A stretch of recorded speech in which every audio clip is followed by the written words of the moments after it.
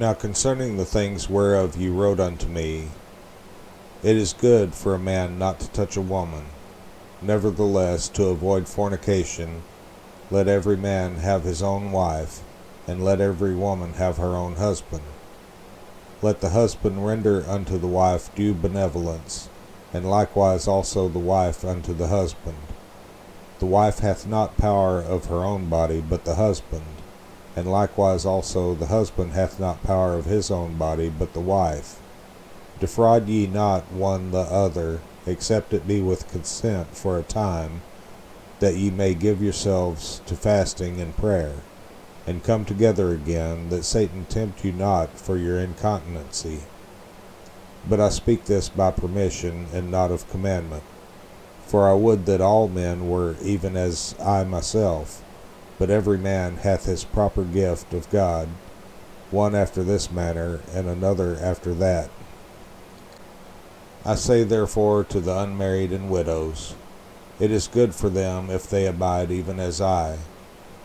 But if they cannot contain, let them marry, for it is better to marry than to burn.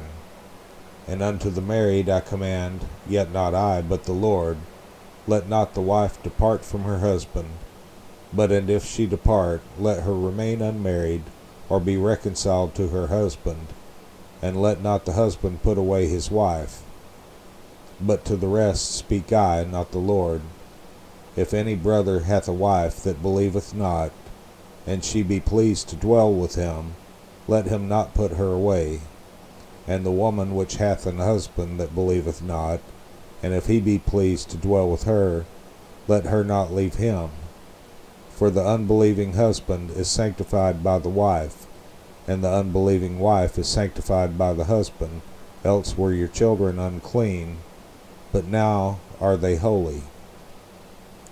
But if the unbelieving depart, let him depart. A brother or a sister is not under bondage in such cases. But God hath called us to peace. For what knowest thou, O wife, whether thou shalt save thy husband? Or how knowest thou, O man, whether thou shalt save thy wife? But as God hath distributed to every man, as the Lord hath called every one, so let him walk. And so ordain I in all churches. Is any man called being circumcised? Let him not become uncircumcised. Is any man called in uncircumcision?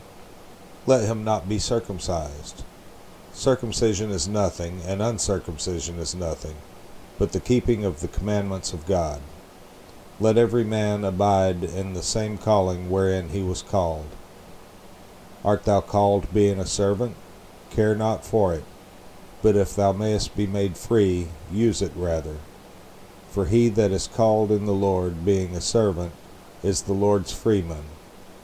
Likewise also he that is called being free is Christ's servant. Ye are bought with a price. Be not ye the servants of men. Brethren, let every man wherein he is called, therein abide with God. Now concerning virgins I have no commandment of the Lord, yet I give my judgment as one that hath obtained mercy of the Lord to be faithful. I suppose therefore that this is good for the present distress. I say that it is good for a man so to be. Art thou bound unto a wife? Seek not to be loosed. Art thou loosed from a wife? Seek not a wife. But and if thou marry, thou hast not sinned, and if a virgin marry, she hath not sinned. Nevertheless, such shall have trouble in the flesh, but I spare you. But this I say, brethren, the time is short.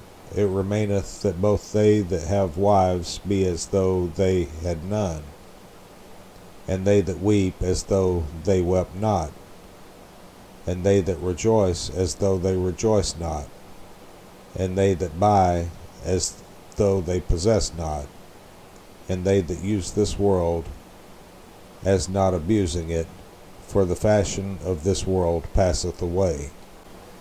But I would have you without carefulness. He that is unmarried careth for the things that belong to the Lord, how he may please the Lord. But he that is married careth for the things that are of the world, how he may please his wife. There is difference also between a wife and a virgin. The unmarried woman careth for the things of the Lord, that she may be holy both in body and in spirit. But she that is married careth for the things of the world, how she may please her husband. And this I speak for your own profit, not that I may cast a snare upon you, but for that which is comely, and that ye may attend upon the Lord without distraction. But if any man think that he behaveth himself uncomely toward his virgin, if she pass the flower of her age, and need so require, let him do what he will, he sinneth not. Let them marry.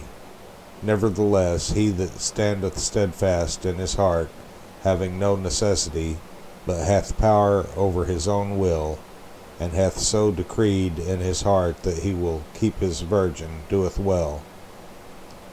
So then he that giveth her in marriage doeth well, but he that giveth her not in marriage doeth better.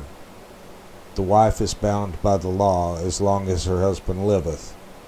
But if her husband be dead, she is at liberty to be married to whom she will, only in the Lord. But she is happier if she so abide after my judgment, and I think also that I have the Spirit of God.